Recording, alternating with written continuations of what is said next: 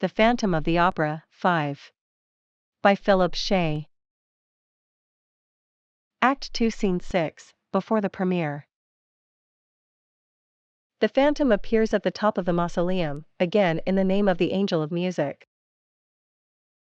The weary Christine begins to succumb to the Phantom's influence, but Raoul comes to her rescue. The Phantom taunts Raoul, throwing fireballs at him. Christine begs Raoul to leave with her. The angry Phantom declared war on both of them, causing flames to erupt around the tomb. Wandering Child.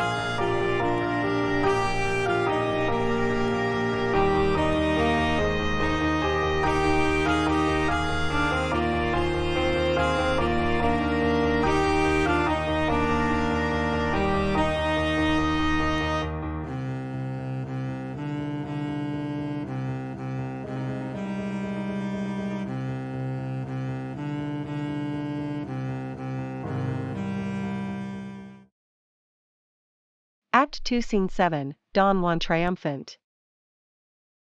Armed police have secured the auditorium and monitored the Phantom.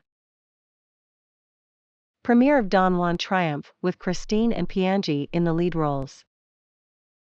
During Don Juan and Aminta's duet, Christine suddenly realizes that the Phantom somehow replaces Piangi. Mimicking Raoul's vow of devotion on the roof, the Phantom once again expresses his love for Christine and put the ring on her finger. Christine tears off his mask to reveal his horribly deformed face to a shocked audience. Exposed, the Phantom hastily drags Christine from the stage back to his cave. Piangi's strangled body is exposed backstage, and the opera house is thrown into chaos. A group of angry thugs, vowing to avenge the murders of Bouquet and Piangi, hunt for ghosts. Lady Gyuri tells Raoul how to find the Phantom's underground lair and warns him to watch out for the magic noose. The point of no return.